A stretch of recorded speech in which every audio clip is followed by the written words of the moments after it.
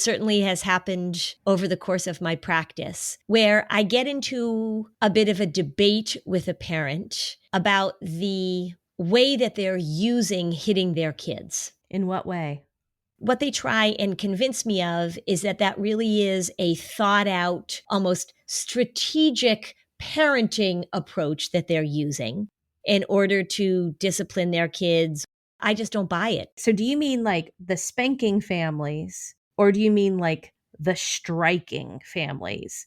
My contention is if you're hitting your kid, you may say, like, this is how I choose to hit my child, but it's because you don't know what else to do, or you've decided that that's the most effective thing, or that was what was done to you. But you're never going to convince me that that's the best choice. And then there are those people who just get out of control and they're just, letting it fly. So you're smacking your kid across the face or you're whacking them in the grocery store. The impact isn't very different. Right. And then there are people who use anger and aggression or experience anger and aggression because they are so anxious that they need things to go a certain way. I guess what I really want to talk about today is the hitting is the result of something. The hitting is the end product of what in our families or what in our relationships. If you are angry and aggressive, is it because you don't have any better emotional management skills? Yes, spoiler alert. Or is it because you're really anxious and you need things to go a certain way? And when people don't follow what your anxiety needs you to do, then you lose it. There are a lot of things that get people to that place of being angry and aggressive. And it's just, I think, something that's important to talk about as we're talking about anxiety and depression and creating emotional connection and what are the skills you need, what are the skills you want to teach your kids about managing their emotions. Welcome to Flusterclux with Lynn Lyons, where we talk about how to manage those tricky emotions that show up in all families. Serious stuff without being too serious. I'm your co-host, Robin, and I'm Lynn's sister-in-law, and I'm here to ask your questions. And I'm Lynn Lyons. I'm an anxiety expert, speaker, mom, and author, and I've been a therapist for over 30 years. Parenting can be a flusterclux, and I'm here to help you find your way. And I'll even tell you what to do and what to say. Anger and aggression are really indicative of a lack of those important skills. So sometimes it really is coming from a place of anxiety. Sometimes it isn't, and you can help us understand the difference between the two. Yeah. So when we look at it coming from a place of anxiety, because people will often ask me, when my child gets anxious, like when we're forcing her to do something that she's really anxious about, she flips out and she'll hit me or she'll kick and scream or she'll say horrible things. And then afterwards, very often these children are very remorseful. So they come back to the parent and they say, I'm so sorry I behaved that way, or I'm sorry I hurt you. I didn't mean to do it. When you have a child who's really anxious and very rigid, remember it's fight or flight. So that fight part is a really important thing to remember, particularly with young kids. Because think of an animal cornered. They're going to come out fighting. So this happens a lot in schools where you've got a child who their fight or flight system has been activated. They're feeling very scared about something. They don't feel like they can step into something. They don't have the skills to manage it. Nobody has explained to them about what anxiety is or what worry is. And they will come out swinging because they're trying to protect themselves. It's really important if you've got a child who gets into that state. This is where the term that I use all the time, this is where front loading is so important. You want to help them make a connection between their experience of being scared or not knowing how to handle something, or their experience of being very rigid, that things have to go a certain way, the way they respond in order to manage those big feelings. The younger the child is, the less expectation we have of them being able to control it, because, toddlers will do this. But as a child begins to get older, as they start to enter school, we really want to help them see the connection, which means that we want to address those big feelings and thoughts that show up when you're anxious. We want to externalize them. We want to make that connection for them between all this energy in their body. We want to talk to them very directly about fight or flight. And we really want to make sure that we are clear with children that that is not a plan, that is not a response that we want to reinforce. And the problem is that a lot of times when kids freak out like this and they get aggressive and they get angry and maybe they hit and they kick, there's a punishment that follows. There's a consequence because the family is saying, there's no hitting in this family, or you can't hit mom, or you can't punch your brother. But there's not a stepping back and looking and seeing what are the skills that this child doesn't have based on the fact that their anxiety is really getting them into a place where they can't manage uncertainty. So that's where we see it with anxiety for sure. I can picture easily a cornered child feeling very overwhelmed and unable to process the worry or the issue that's causing them to be anxious. Mm-hmm. As they get into the teen or tween stages, what does that look like? Well, the problem is that if you have been using that strategy as a way to avoid, escape, get out of something, it gets reinforced because a lot of times it works. And I see this happening a lot where as you become a tween or a teen, you realize it's no longer going to work for you outside of the family. Right, because other kids will say, go jump in a lake. Right, or you're going to get kicked off the basketball team, or you're going to get suspended from school, or you're going to get fired from your job. But at home, that behavior, that pattern of behavior has been accepted. Not accepted like, yeah, that's fine, but you know what? There's nothing we can do about this. Or that's just the way he is. Or we have to make sure that we don't upset him. That's one of the things that happens in families when you've got somebody that's explosive, when you've got somebody who's angry and aggressive, is that people begin to walk around on eggshells because they don't want to deal with that behavior. So that's a way of reinforcing it. What that child learns as they become a tween or a teen is that in situations where, and I don't like to use this word and I'll use it, it's sort of a paradoxical thing, but in a situation where I'm safe, meaning that I'm safe from consequences or I'm safe from social ramifications of this is my best go-to because it gets people to back off. Or get what you want. Or get what you want, which is oftentimes what you want is to get people to back off. If we're tying this to anxiety, I want you to leave me alone. I don't want you to do this. The thing that I see oftentimes in families where this pattern has been going on is that it doesn't take much for a kid to figure out that if I use this type of behavior when I'm truly anxious, when I truly feel cornered, literally or figuratively, and it works, well, then I'm just going to use it in other areas as well. So if you've got a kid who's really socially anxious, they throw a complete scary fit in order to not go to school. They bang their head against the wall or they throw things or whatever. And you say, okay, you don't have to go to school. I get it. And then later on, as they mature, you say, I need you to empty the dishwasher, or I need you to do this, or I need you to cooperate with me. They've learned that that's a go-to pattern of behavior. It gets reinforced and validated, not on purpose. It's often very inadvertent, but it gets reinforced. So you've got a kid who's never really learned this really important skill of emotional management. It may have started out with this really powerful anxious response, and now it sort of bleeds out into other interactions. It becomes your go-to. When we come back, we'll talk about what parents should do as this shows up in young kids before it gets to this tween or teen phase. We like certain brands and certain things as a family, and I often go to 3 different types of grocery stores. With Thrive Market, you can shop for everything you need. You can get your healthy pantry essentials, your meat, seafood, non-toxic cleaning and beauty products. How about that? All delivered right to your door.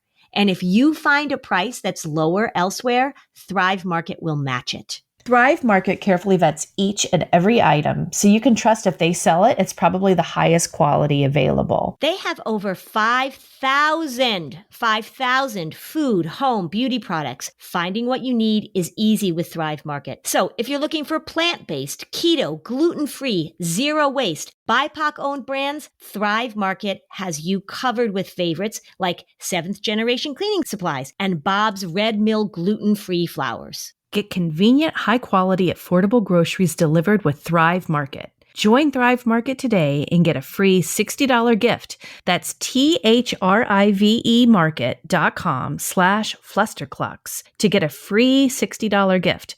It's thrivemarket.com/Flusterclux. Gifting is hard. Bombas makes it easy with socks, underwear, and t-shirts that feel good and do good. They feel good because they're thoughtfully designed with the softest materials, and they do good because for every item you purchase, Bombas donates another to someone in need. I love this about Bombas because my kids have always known that their stocking every year is filled with underwear and socks. And I love the fact that when we do this, we're actually helping families in need. Yeah, I think it's a sign of getting older that I am thrilled when I get underwear and socks these days. And if I'm going to get Bombas, all the better. Bombas socks, underwear, t-shirts, and slippers are cozy upgrades to everyday basics and the perfect gift for everyone on your list, including yourself. Bombas uses materials like premium Pima cotton and ultra soft, never itchy merino wool in their socks and t-shirts and fuzzy Sherpa lining in their slippers. Bombas holiday collection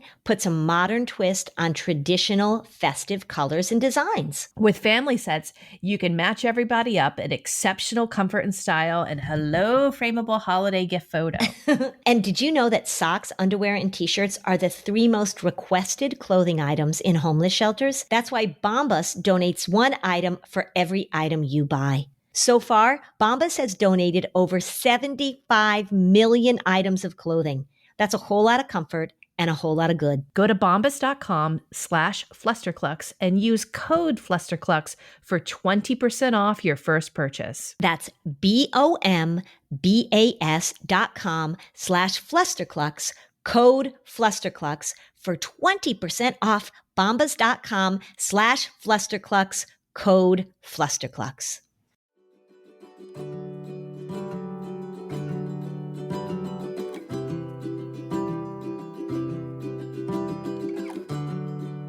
Okay, let's get back to this conversation. All right. So, of course, I'm always talking about prevention. So what do we want to do before it gets to this phase, right? We want to deal with this before it gets big and out of control. Let me say what you don't want to do, first of all. What you don't want to do, even if you recognize that this is a pattern of behavior in an anxious child, that when they get overwhelmed, they hit and they kick and that kind of stuff, you don't want to say to them or to anybody else, well, there's really nothing we can do about it, and this is because of their anxiety. So you don't want to give a kid a big old pass on this type of behavior, even though you know it's caused by the anxiety. Something tells me that's actually a very common response. It is a very common response, and it's one of the things that I have to pay attention to because sometimes parents will bring their kids into me and they learn a lot about anxiety. They've now said, well, my child has anxiety. I have this anxious child. And so now I can understand the behaviors that they're having.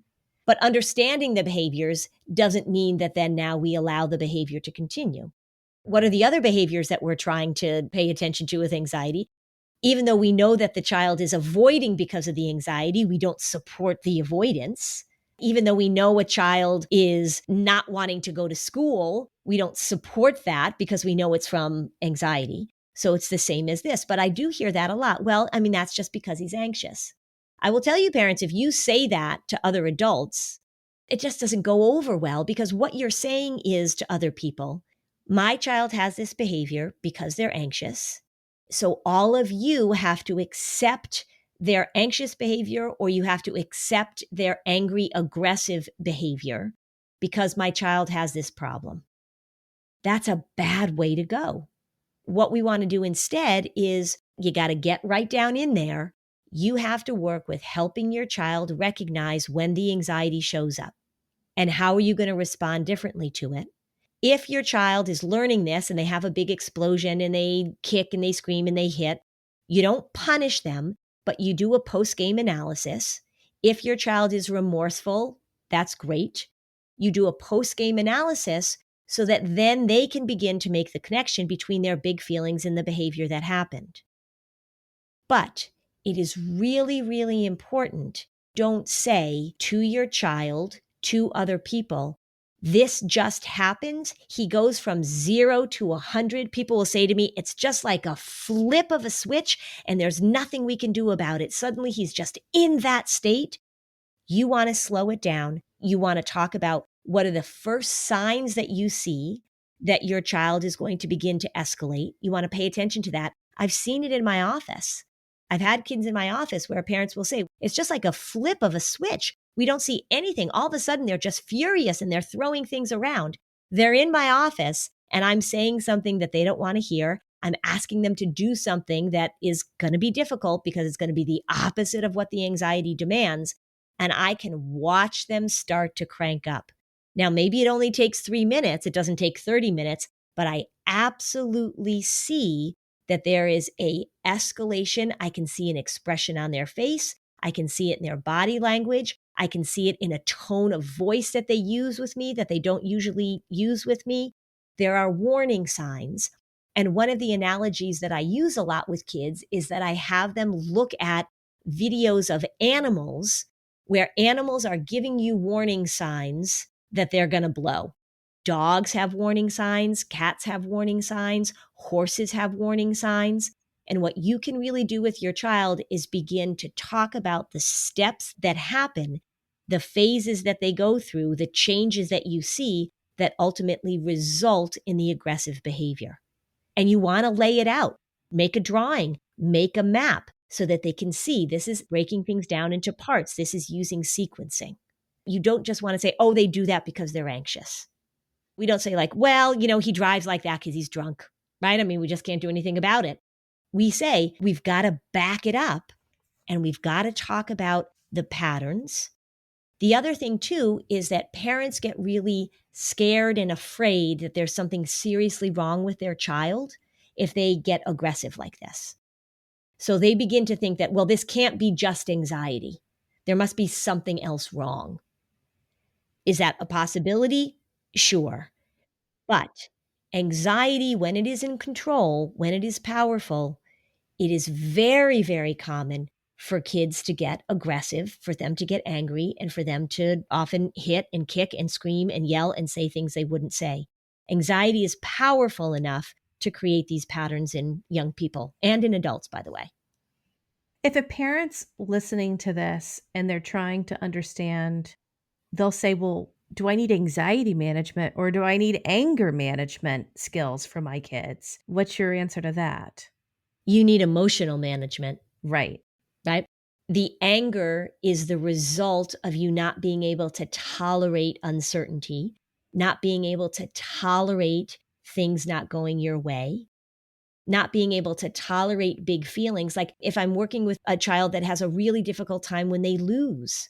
So they're playing a board game and they recognize they're losing, or they strike out during a baseball game and they lose it. They tip over the board, they throw their bat, they quit. That is a child who needs to work on emotional management. So think about it. Always think about what's the skill that we're trying to teach. And it usually starts with, when we're talking about anxiety and emotional management, it usually starts with the ability to tolerate blank. So if you've got a kid who has a really hard time losing, you have to talk to them about the fact that if they're going to be in this arena, that they're going to have to tolerate that it doesn't feel good to lose. Some people, it bothers more than other people. Some people are more competitive than other people. But how are we going to tolerate those big feelings? How do we tolerate it when somebody hurts our feelings? Because some kids blow if they feel they've been slighted, if they feel like somebody is criticizing them, if they feel like somebody has said something that is hurtful to them or is unfair. I see a lot of kids who have a very strong sense of justice. And if they feel like something is unfair, they will blow. How do we tolerate dealing when things don't go the way we want them to go and the big feelings that come with that. There are plenty of kids that are really anxious and they never get aggressive or violent. They never hit, they never kick, they never scream.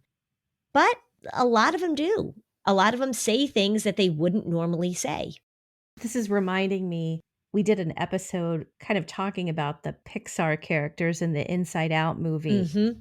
It's a very important understanding that the fear character is who people often associate with worry and anxiety. But in fact, anxiety is an umbrella term that's equal parts fear, disgust, and anger, Mm-hmm. and sadness. Anxiety is like a bigger umbrella term, and it's not a simplistic emotion. Right. And if we focus too much on the stereotype of a simplistic emotion of fear or worry, it makes this much harder to grasp.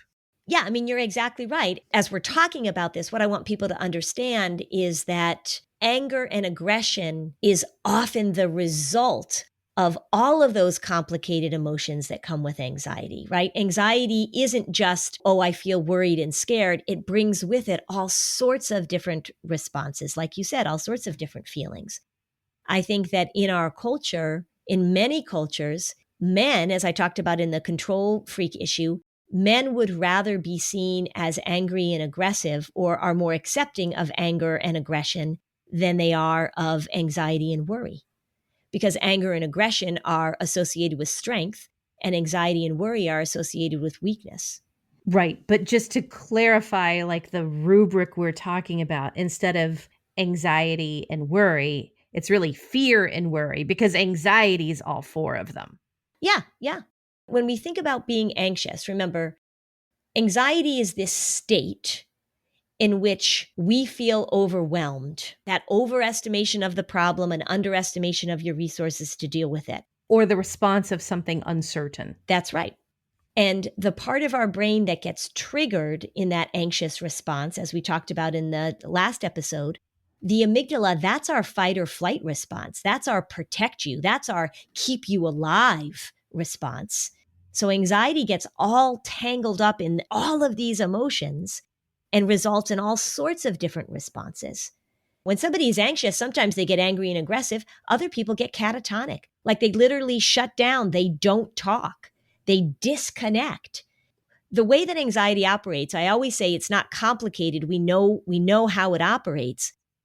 But the emotional responses that people have can be very varied, for lack of a better term. Right. And that's why, as a skilled clinician, you're able to identify why something is anxiety in a variety of contexts, even though the behaviors can be so different looking. I think when you're talking to families, I think you've heard thousands and thousands of situations, and they can all look very different. But you always say anxiety isn't complicated. And despite the variety of ways people learn to express very big emotions not very healthily, you're able to always see the pattern of uncertainty or all of these types of things that show up. Mm-hmm. If we got somewhat skilled at that, it's very helpful as parents and as humans. Yeah, very helpful. If we take it out of the purely the anxiety realm and think about as a parent, what do you want to teach your child? You want to teach your child that they're going to feel all sorts of different feelings. The good ones are easy to deal with, right? Nobody says like, oh, I don't know how to handle my happiness, or gosh, this joy is really driving me nuts. It's those big, uncomfortable feelings that we have to help kids deal with. We want them to have the language to talk about it. We want them to understand that it's normal to feel this way, but we really want to pay attention to the responses that we teach kids. Those kids turn into adults that lack emotional management skills. Those kids turn into adults that if things don't go my way, that if I don't have things exactly how I expect them to have, if my family doesn't cooperate with the demands of my rigid anxiety, then they're going to pay a price. And I see that in families all the time. I see it a lot with obsessive compulsive disorder. I see it a lot with social anxiety. I see it a lot with any kind of rigidity where somebody says, this is the way we have to do things because my anxiety demands certainty. There are a lot of big, strong negative emotions that are socially destructive. And that's what we want to help kids with. When we come back, I want to talk about the families where the adults say, this person has a big temper. Mm, And we'll talk about a new way of thinking about that. okay. Lynn, I know you know this about me. I'm obsessed with gut health. Well, we all should pay attention to that. I've been fascinated by the amount of research coming out. Our gut is such a key part of our entire well-being. I think it's the most exciting area of healthcare to watch over the next few decades, too. Yeah, I mean, there's always new stuff coming out. Our microbiome holds so many data points about our health. We should be nourishing it. But I want a product that's backed by research, which is why Ritual makes sense for me. Well, Ritual's Symbiotic Plus contains 2 of the world's most studied strains, with over 350 publications of human clinical trials. I mean, that's research. Yeah, that's research. That's what I'm talking about. They're science-backed. They're research stacked, especially when stacked up against the leading direct-to-consumer and top-selling probiotics on the market. But it's not just a probiotic. It's a 3-in-1 with clinically studied prebiotics, probiotics, and a postbiotic to support a balanced gut microbiome. What's also cool about this, one of the reasons I like it, is that no refrigeration is needed for this minty capsule. And so for the two of us, we travel quite a bit. So not having to refrigerate the product is really important to both of us. Absolutely. Symbiotic Plus and Ritual are here to celebrate, not hide your insides. There's no more shame in your gut game. That's why Ritual is offering our listeners 10% off during your first 3 months. Visit ritual.com/fluster to start Ritual or add Symbiotic Plus to your subscription today. This episode is brought to you by delicious Bear Snacks. Between cryotherapy, goat yoga, and smoothies made with things you can't even pronounce, wellness can feel a bit complicated. But there's a simpler way to wellness. Bear Snacks. They're a tasty, crunchy snack made simply of apples. With Bear Snacks, less is more. Buy Bear Snacks now at most grocery retailers nationwide.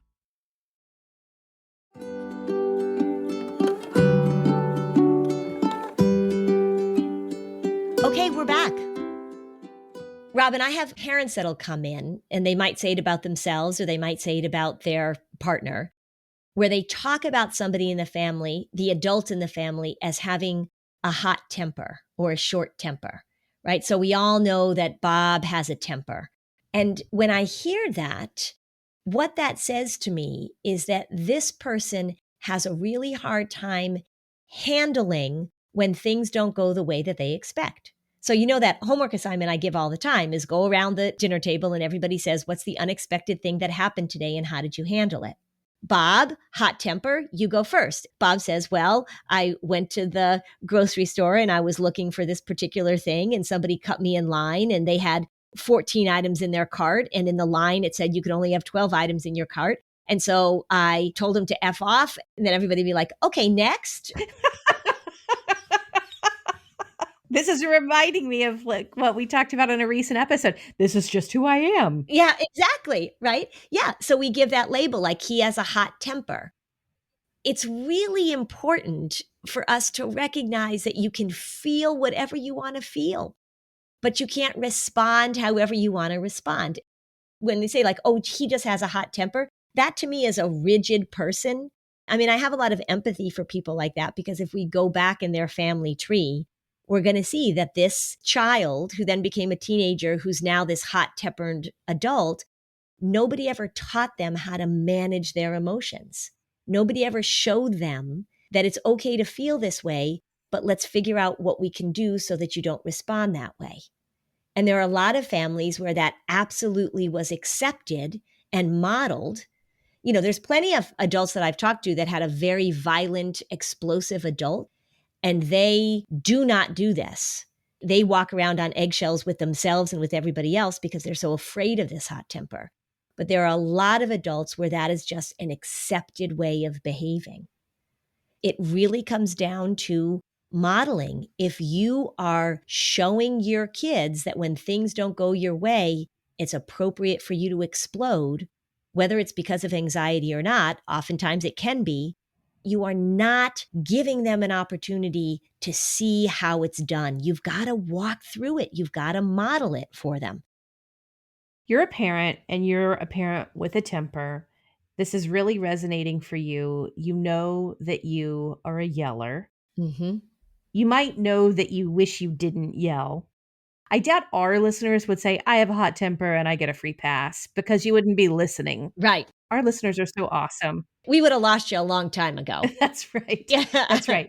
So you know you're a yeller and you know that you need to work on your emotional regulation. Mm-hmm.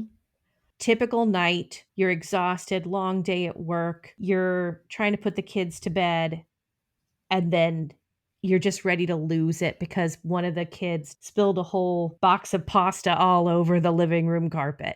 You feel like your parenting tank is empty and you're ready to yell. Mm-hmm. What would you whisper in the ear as the as the good angel versus anxiety being the cartoon on the other shoulder? Yeah. The first thing I would say is that this is not an emergency. So the pasta, it's not an emergency because that reaction, that's like, this is an emergency. So I would say, this is not an emergency. And then I would say, it is really okay for you right now to take a moment of time so that you can think about what's going to come out of your mouth next. And one of the things that I've said to parents very often, and that I used to do myself too, is that you can say to your kids, I'm really frustrated right now and I don't want to lose it. So I am just going to take a moment or two and I will be back. It is really okay to just say out loud that you are in the moment working on managing your response. And that's a wonderful thing to model. And we did an episode on yelling a long time ago, probably like in season 1, I think. But I feel like oftentimes people will say to me, well, the only way I get my kids to listen is if I totally lose it on them. That's a trained response also, so pay attention to that. But it is really, really, really okay for you to say in the moment, I feel like I'm about to explode. I'm just going to step away for a minute. I will be back. I have to make a note on that. Yeah. We did do an episode about yelling. Neither of us do really yell. Mm-mm. And someone wrote and said they didn't believe us. So I remembered that. That we don't yell? Yeah, it's the truth. It's the point of like, if that's someone's culture, they grew up in a house of yellers, they're now in a house raising kids as yellers, a different way was never modeled for them. That's right. I had a mom who very cheery until she wasn't when she was really angry. Mm-hmm. I noted that. As a kid, I noted that I did not really like that all of a sudden she would get very upset because she finally hit her limit. Right. So with my own kids, I have learned to say, I've said this a few times in a really nice voice. I don't know how much longer I can stay in this nice voice. I've just been very honest about my frustration. They hear that. And then I've also learned in my marriage, you don't have to scream. If you look at your partner in the eye and say, I'm really angry at you right now, I promise they get the message. Yeah. You don't have to yell for Right. people to get the message that you feel anger. Mm-hmm. The big point that I want to make is that when people are anxious, when they're overwhelmed, a lot of times when young people are depressed, it shows up as irritability. We see that irritability. We see that anger. We see that intolerance.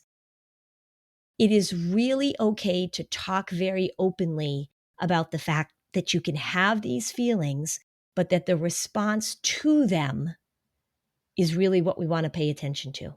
And we just have to model that. We just have to talk through it. I remember my friend Christine told me this story a while ago because one of her kids was procrastinating and not wanting to do things. And she was having a hard time sort of getting them to see, like, if we do it tonight, then we won't have to be stressed out in the morning. And so she was driving in the car and the car was low on gas. And she said out loud, because her boys were in the back, you know what? I really don't feel like stopping and getting gas right now, because it was probably like freezing cold out in New Hampshire. I wish I could just go home, but you know what? I'm thinking ahead right now, and I don't want to have a stressful morning tomorrow when we don't have enough time. So I'm going to stop and get gas right now. So it was just a very great example of her verbally out loud walking through how she was managing her internal self. And when we can begin to do that with our kids, and like you say, when we can say, I'm getting really frustrated with you right now, or I've asked you to do things, I can feel that I'm getting to that point that I don't like to get to as a parent. I'm pretty sure most people don't like to get to that point as a parent. You do feel regret afterwards. The problem is some parents justify it. They say, well, that's what I have to do and nothing else works. I don't buy that for a second. But if you can just talk through it, and if you can help your kids make the connection between these are the big feelings that I'm having, and these are the responses that don't work when I have these big feelings, and what can I do instead? It's okay. Tell your kids to go outside and run around the house. Tell them to use their energy up in a different way.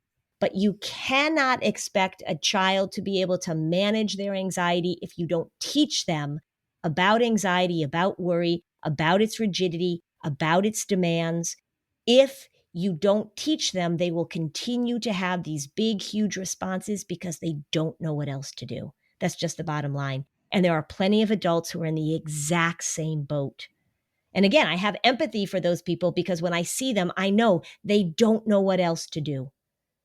I just like to say I freaked out in August. You did? Yeah. I mean, I'm not pretending that this stuff is all easy and I never do it wrong. Yeah. So I got very stressed and freaked out, not at a person. It was a technical thing. You and I were actually trying to record an episode while I was traveling, and I didn't have the right equipment.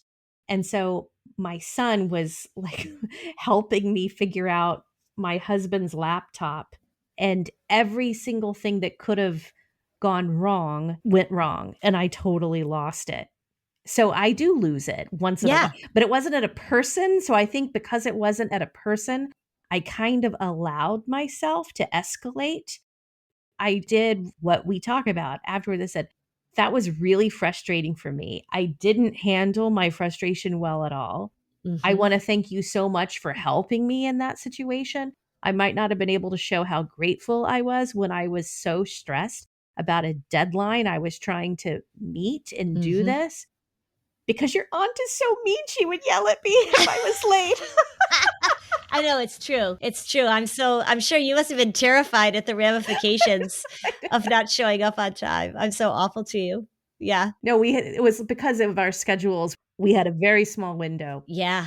But anyway, I just wanted to throw out that it happens. Well, and one of the things too is that when they sort of look at and interview parents about when are you most likely to lose it, when are you most likely to punish your kids, it's when there's time pressure.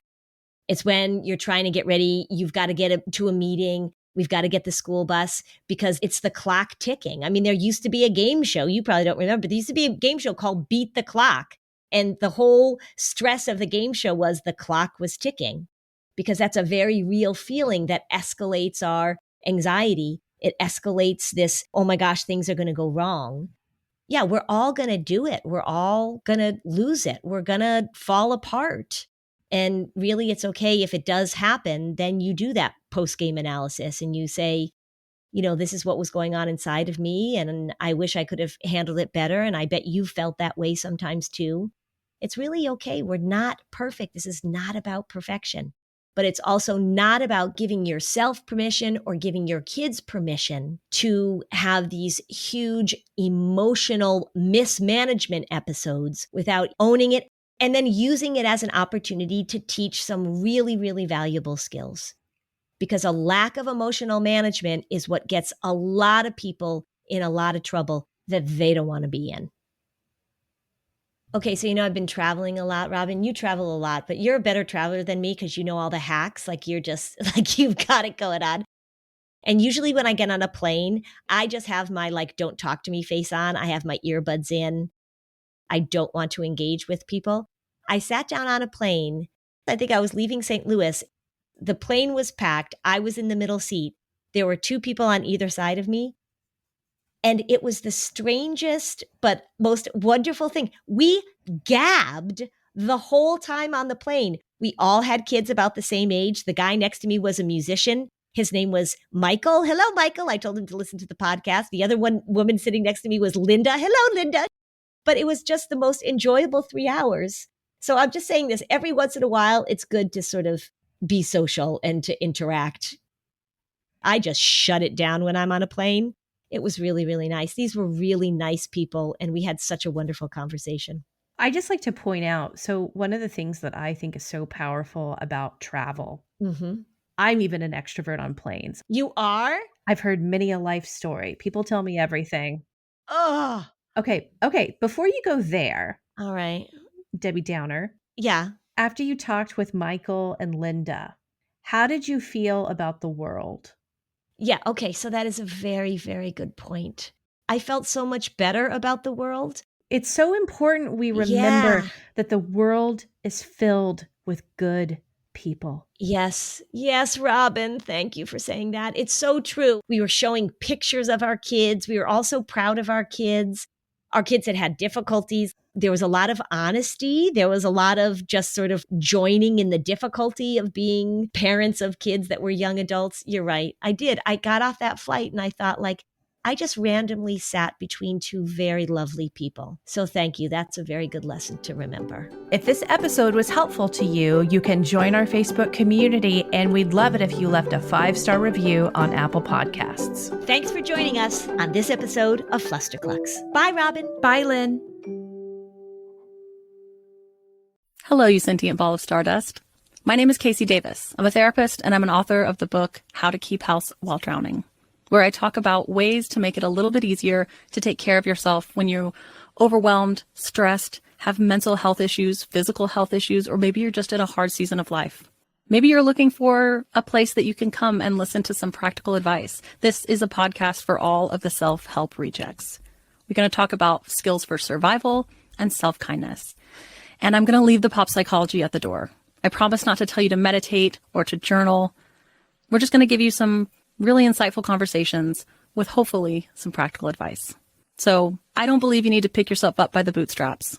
I don't want you to just try harder, and I don't believe that laziness exists. So join me over on Struggle Care, where we can find compassionate solutions that help us function a little bit better.